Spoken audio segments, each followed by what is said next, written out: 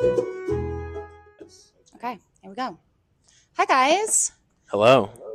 Thanks for sitting down with me today. Chat a little bit about the Pickpockets. Can you guys give me like a little introduction of who you all are and what instruments you play in the band? My name is Jake Doan, and I play guitar in the band. Does that suffice? Do you want more? My name's Alec, and I play fiddle in the band. Nice. I'm Dante. I sing and play mandolin. And my name's Aiden, and I play the bass. Cool. So is this the whole crew? This is the whole band? This is it. Awesome. Yeah. How long have you guys been playing together? About 7 years almost. Yeah. 7 years. Yeah, we got So, our like, start in 2019. 2019. Okay. And where did you guys start playing? Like, did you play locally? Was it like a brewery kind of lineup or? Yeah, we started playing. There was a couple of us just jamming, and then our friend managed Mountain West Cider back in the day, and so he asked us to start doing a weekly gig there, and that just kind of turned us into a band because we started getting a little following. People asked us to do other gigs. And Oh, that's awesome. Yeah. So it was a natural occurrence. Did you guys know each other before the band started? Or you were all just playing separately on your own, and then it became Yeah. one. Yeah, we all met in different ways. Aiden and I played in a bluegrass band for a little bit.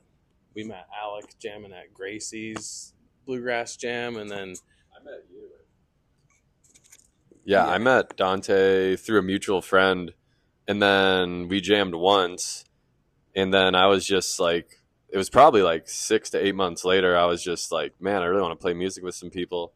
And I was like, oh, I'll hit up that guy Dante. I got his number, like, just to jam or whatever. And then you were like, oh, we have this open jam thing at Mountain West. And then I just started going down there. And that's kind of how I got involved in the mix, was just kind of showing up with a guitar and jamming and seeing what happens.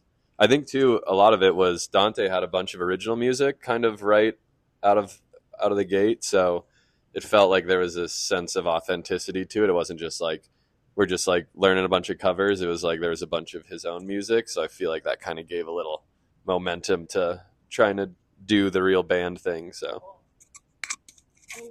Do you primarily write the music still, or do you guys kind of all do it together now?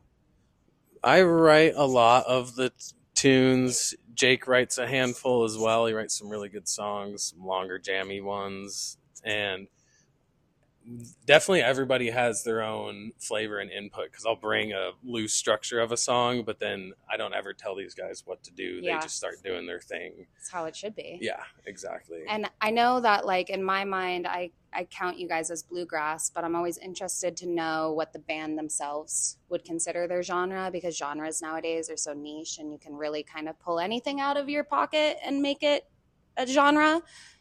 So do you Yeah. have any fun little plays off of just bluegrass that you would consider yourselves? Well, we cover a lot of ground. I think all of us really appreciate the traditional aspects of bluegrass, and we incorporate that in like almost every set we play. We just, whether it's a fiddle tune or vocal standard, we do that. But we also do so many things. Like, for example, we did a show at Fisher where we just did all like soul covers, Oh, just cool. Motown covers, and then we all have like lots of different backgrounds too. I mean, Jake is really into like Fish and the Dead, and so that really comes through a lot in not just his playing, but the way we like structure a song, like what Dante was talking about, the songwriting. And then Dante's songwriting on its own, I think, covers a lot of ground. I feel like every song he brings to the table, there's ones that are just super mashy bluegrass style. There's ones that are more like singer-songwriter. There's ones that are just long-form jams, like you'd think it was from some jam band, from some random I set. feel like the jam bluegrass combination, especially here in Salt Lake, and Yeah. I'm sure probably other places as well, but a lot of the jam band or folk bluegrass bands here in Salt Lake kind of bring in that jam vibe. Yeah. Which I think great. that's like the most succinct way of putting it for sure, just because of the list I just gave you, basically. Yeah. But it's hard to pin us down into one spot, but it all comes from I think that's traditional better though. It bluegrass. keeps your audience has more opportunity when you're not pigeonholing yourself into one genre. Mm-hmm. Yeah, and I think there's like a lot of genres that will have solidified names 20 years from now that like are just being explored, like you said, with Yeah. just jam and bluegrass coming together, because we've heard, like said the term groove grass, or we're funky bluegrass. Mhm. And jam grass is definitely a term and has been for a while. Yeah, Island island grass. grass. Yeah, 'cause we play some Okay. reggae. And Yeah. so I'm curious. It's like similar to the EDM world where there's so many subgenres that are like emerging. I think the same thing will happen with bluegrass. Yeah. It'll be interesting to see what terms. I feel like every year it gets more and more obscure. You can just kind of spread it thinner, and it's good. I like it. I mean, Yeah. it allows people to dive into more genres without feeling like they're, stepping out of bounds, so to Yeah. speak. Cool. You guys have a new single, I hear, coming out, or is it out already? Came out a few weeks ago. Okay. Railroad. Yeah. Okay. You want to talk a little bit about that? Yeah, we recorded a few songs at Manverse Music Studios right here in Salt Lake. We've done the full recording thing. That's where we've done most of our recording. Our last album, Beyond the Hills, was recorded at Manverse Music with Mike Sasich down there. He's the man. Shout out, Mike. Yeah, so we just wanted to get in there and do some live stuff that was a little more simple, a little more just us in the room, just one take, just kind of record something and get nice. And Railroad is a newer song that Dante kind of brought to the table around a year or so ago. And it's taken a little time for us to get around to putting it out. And yeah, we're really stoked. It's one of our favorites, and definitely one that I feel like represents our sound the most. It's definitely not straight ahead bluegrass, but feel like kind of represents some of the other genres that we can pull inspiration from, and some of the other grooves we can kind of get into as a band. Did you guys play it on your recent tour in the Pacific Northwest? Yeah. We played that one. We've got a handful of other songs that are so far unrecorded that we also played on the tour, and yeah, we're hoping to get started on recording a new album of originals sometime soon. So. Cool. Do you think you'll play any new songs at your show at the Stateroom coming up on May 23rd? Almost definitely. Okay. Yeah. I would hope so. I'm always interested because, having a local band play at the local indie venue, it's great. You get all your community coming out. But I feel like they usually pull out something different to surprise the fans or keep them entertained a little bit more. Yeah, we usually try and add a different flavor to every show. Okay. And Jake comes up with a lot of jams, things that in transitions, just ways to morph several songs into each other without stopping. And so we try and do new. What's the longest run of a song? I think last summer, so there's a song that I wrote called Mirage that we played for a while, and then we stopped playing for a while for no other real good reason than I wanted to change some things about it, and then never really got around to changing them. And so that's one that, maybe we got another couple weeks till the show. Maybe, who knows, maybe we'll bust that one out. But we did, that's kind of a longer jam. And last year we played like Thief, and then into Mirage, and then the middle of Mirage we did at the Kitchen Dwellers show, we did Mirage into Better Weather, Let's Get It On, because it was a Valentine's Day show at the Commonwealth Room. Nice. We did that song into a Marvin Gaye song. So I feel like, and then one of our some 30, recent 40 shows, minute we did like the jams. first 4 or 5 songs are all linked together, whether it's a little jam section in the middle or just a transition between the songs. We get a lot of inspiration from like bands like, obviously Billy Strings is one of the people doing it the best, but even like the infamous String Dusters are always like, they'll just start their shows with like 30 minutes of straight playing and just really gets the energy going. So yeah, it's always fun to look at the set list and just see which keys. Usually I'll just look and see what songs are in which key, and then try and link those together, or if there's one in like a relative minor or major that we could link up with or something. So it's always kind of fun. I'm always throwing new stuff at the guys, and they're always into it. So works for me. I just saw Fish for the first time a couple weekends ago in Vegas, and I, you know, had that whole experience where I'm like looking at my friend, I'm like, is this the same Yeah. so and not in like an offensive, but like am I still in it? Because you know, but it's kind of fun. It changes the whole tempo of a show when you morph the songs into one rather than cutting them into separate pieces. Yeah. Yeah, we notice it with the audiences too. It just helps keep the energy at like an all-time high. And it is cool with like Fish and bands like that where the audience doesn't know if they're in the same song anymore. You're questioning if they even know if they're in the same song, but they do, and then they bring it back, and it's like, and like being able to kind of pull people out of it for a second and make them feel like it's switched, and then bring them back and be like, oh my gosh, like, and I don't know, I think it's it allows for the fans to kind of just fully lose themselves in the show and kind of forget about everything else. And I feel like we here at the Stateroom try so hard to create that kind of atmosphere for our patrons. And so it's great. I'm looking forward to it. I think I've only seen you guys twice, but I've never seen you at the Stateroom. So do you remember the first time you played here? Yeah. Was it? Yeah. The first time we played here, I don't think Dante was even here. It was one of the few shows I've missed like ever. Yeah. No, it was was it AJ Lee? I think so. We played Sickard. I thought it was a Sickard. No, you were here for Sickard Hollow. Yeah. So it was AJ Lee. Before you opened, before you headlined? Yeah, we opened a couple times here. Oh. But yeah, the first time we played, I think it was with AJ Lee and Dante wasn't here. And we just had someone fill in, and yeah, it went great, but obviously we were like, you know, as the guy who writes most of the songs. But the show went great, but now he's here in full force. So we're stoked we've played a couple times since. Like last year we got a bunch of local musicians in town and came up and just had like a Pickpockets and Friends show, you know. We learned a bunch of new songs. We got our buddy Matt Morrison on the drums, Melissa Chalinsky. So we just what's that? Don on pedal steel. Yep, we got our buddy Don on pedal steel. Just a bunch of like the Trashman Collective folks, and that was super fun. So you guys part of the Hootenanny they put on? Yeah, we were. Yeah, Dante and I were a part of that. Yeah, I love the Trash Moon Hootenanny. Yeah. So fun. They do such a good job. Yeah. Cool. Okay.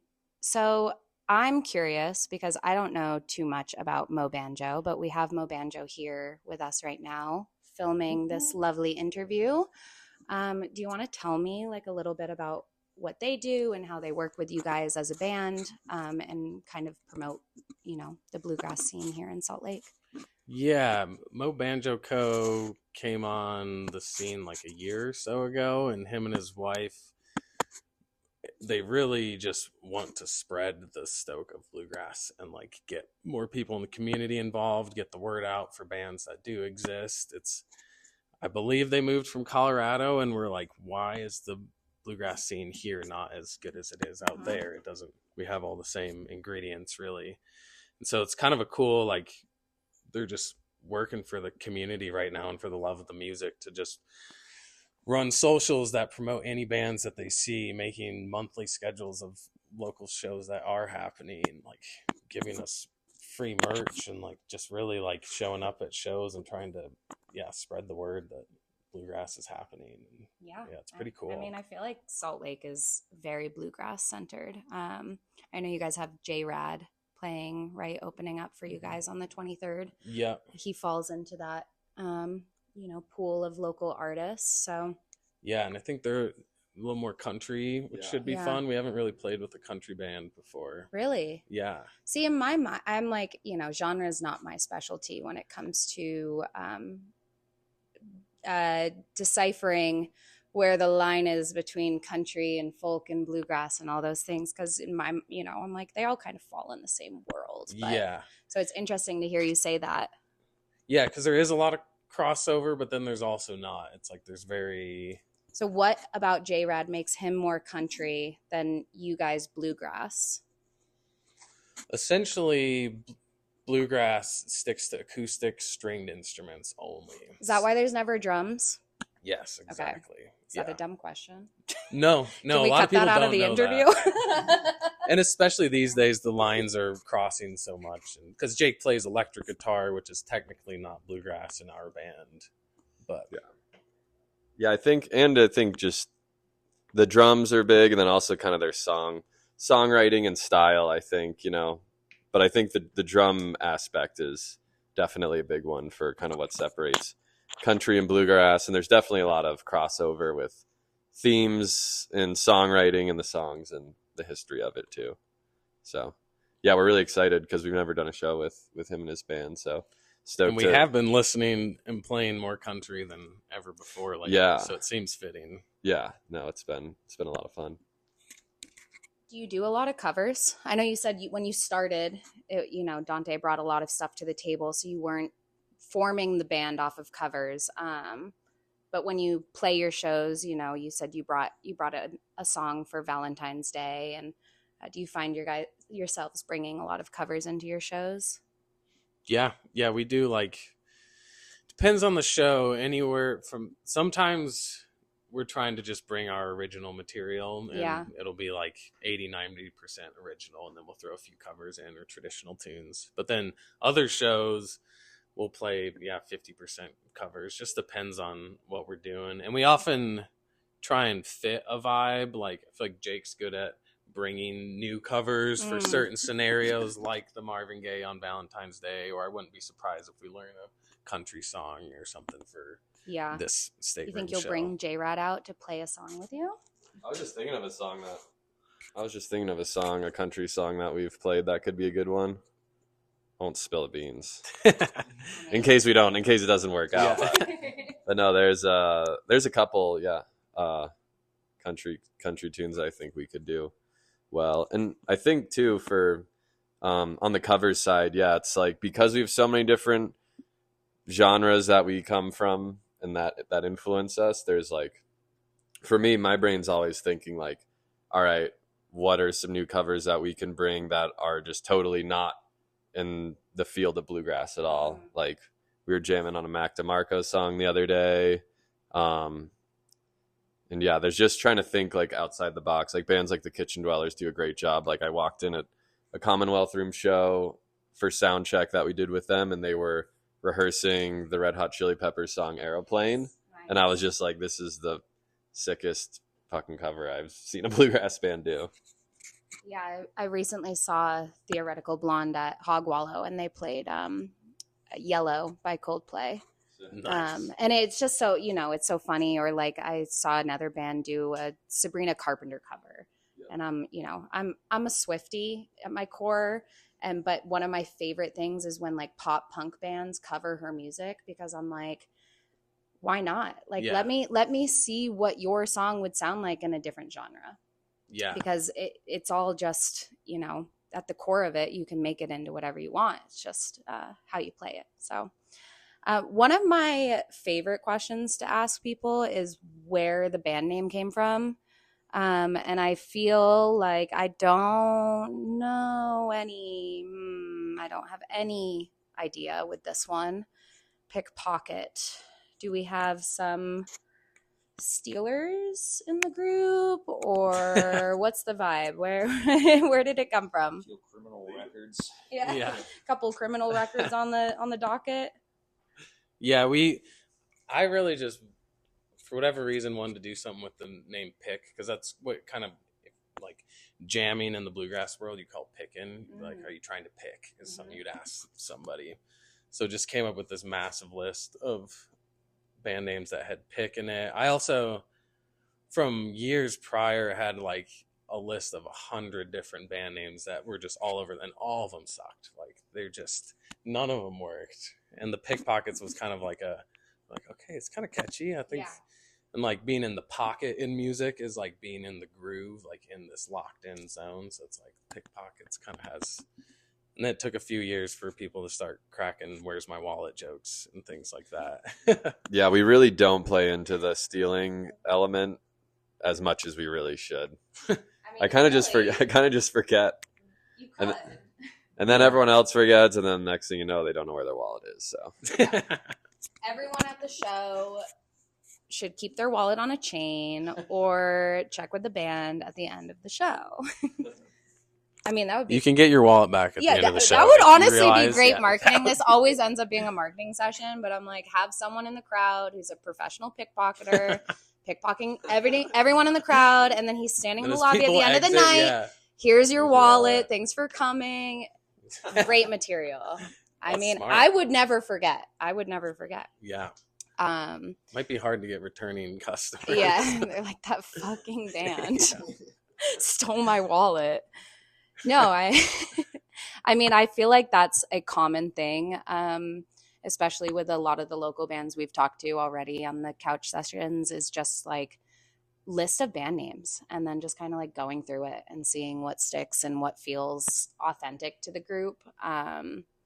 And, you know, we all here, even in the office, we have a running list of funny band names and things. And sometimes you'll come up with something that's really just like, you'd have no idea that it makes a great name. But your name's clicked with me since the second I saw it. And I think that says a lot. So Perfect. yeah, that's what you want, right? Mission successful. Yeah. Did you guys come up with any names that we didn't even discuss? Do you remember?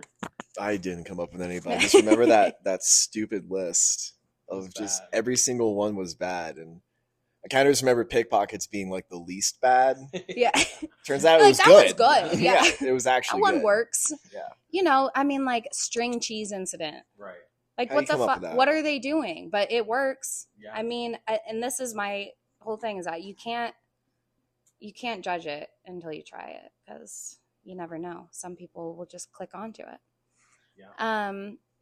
Well, we're getting to the end of our session. Do you have any kind of new things that you guys are working on outside of a potential album that you want to kind of leave the fans with? I would say the biggest thing is just this summer we have a bunch of shows. Obviously, we're based out of Salt Lake here, but we are going to be playing everywhere from Colorado, the Front Range area. We're going to be making it out to Lake Tahoe. We are going to be making it up to one of our favorite spots, Pine Creek Lodge in Montana. We just came off of a really great northwest run. That was our first time playing up there. So, yeah. Definitely just give us a follow on Instagram. We got some other unreleased music in the hopper as well, that we're just waiting to get dialed in. My dad is a musician, and he came out to Salt Lake last year, and we got into Dan Young's studio. Shout out Dan Young. Shout Yes, out. Daniel Young. Of course. And so we recorded 2 songs that he had written. And so we've been sitting on those for a little bit, and I think we're gonna get those out in the world here soon. So was really fun for me just to get him in the mix with. I played in a band with him growing up and stuff, and so it was fun to get him with the Pickpockets. So Oh, that's awesome. yeah, those Dad keep feature. exactly. Got to get the dad. What? Who came up with the name? Oh, What was the name? Because Billy Strings released this album with his dad called Me and Dad, and I was thinking we should call this one We and Dad. We and Was Dad. that, yeah. I love it. Good. You know, Yeah. I'll be listening. And you guys have a show here at the Stateroom Yep. on May 23rd. Saturday It's night. a Saturday night. So come on down and get your tickets in advance, because it will sell out. Yep. Right? Right. Okay. Thanks, guys. I appreciate your time today. Thank Yeah, you. it was awesome. Yeah. Appreciate you. Hey, we're the Pickpockets. This is a new song of ours. It's called We Should Be Fine. It's one of my favorites. 1, 2, 3, 4.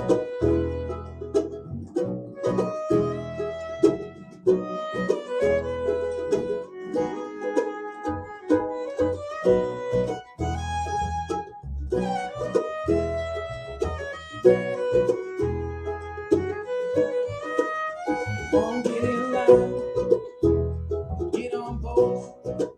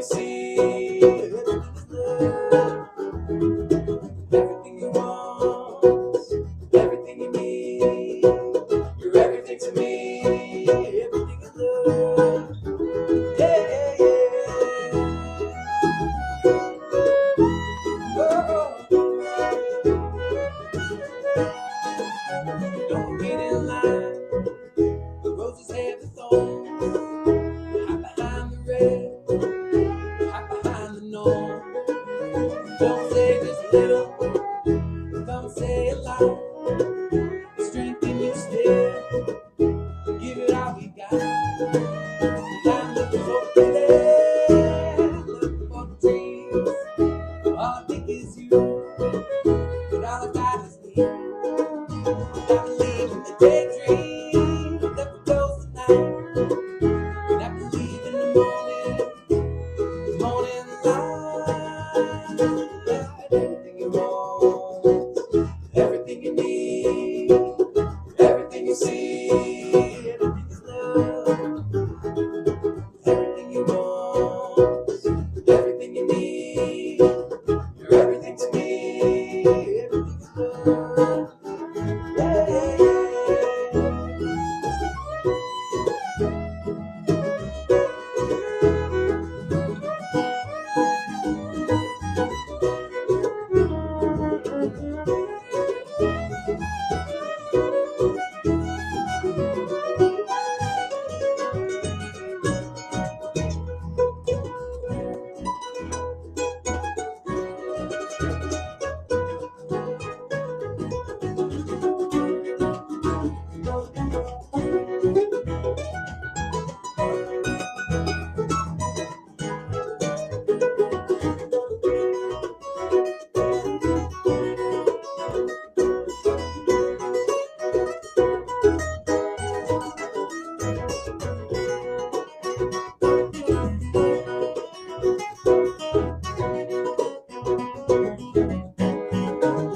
Now we're out of time.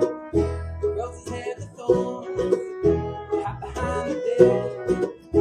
Hide behind the bones. Why people in line? You can be so damn bold. Then free your mind. Yeah, free it more. We should be fine. Lots of open doors. Joy has its time. Sometimes peace is more. I'm leaving this city, headed for the trees, for the place in the redwood. It's for you and me. Everything you want, everything you need, everything you see, everything is love. Everything you want, everything you need, you're everything to me. Everything is love. Everything you want, everything you need, everything you see, everything is love. Everything you want, everything you need, you're everything to me. Everything is love. Yeah. Oh,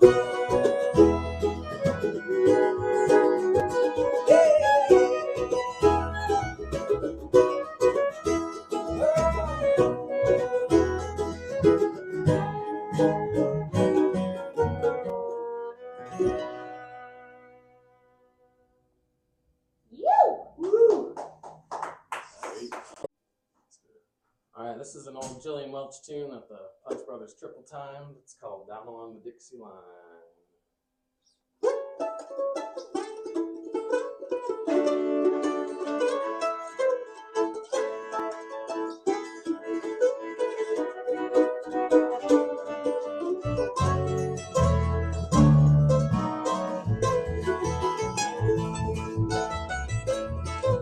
way down the Dixie, they miss me down on the Dixie line.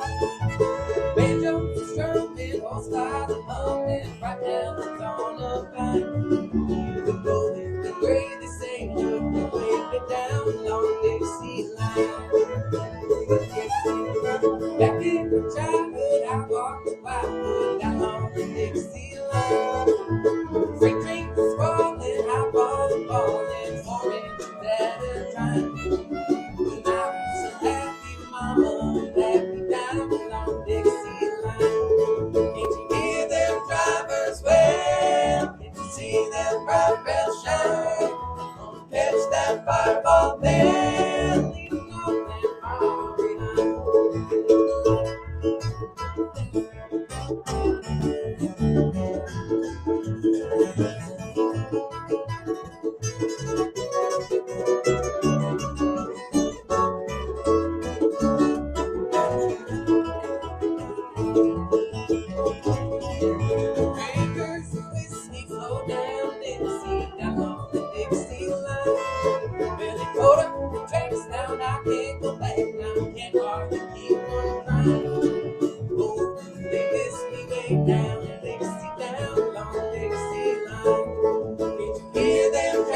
drivers well. Did you see those bright rails shine? Gonna catch that fireball man leaning on that far behind.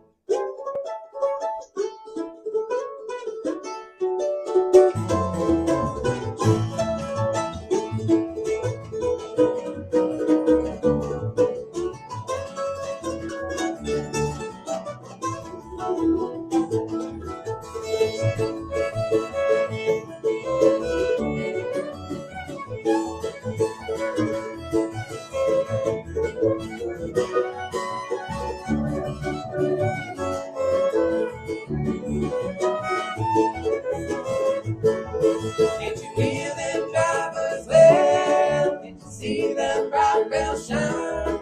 Gonna catch that fireball man leaning on that fire behind. Gonna catch that fireball man.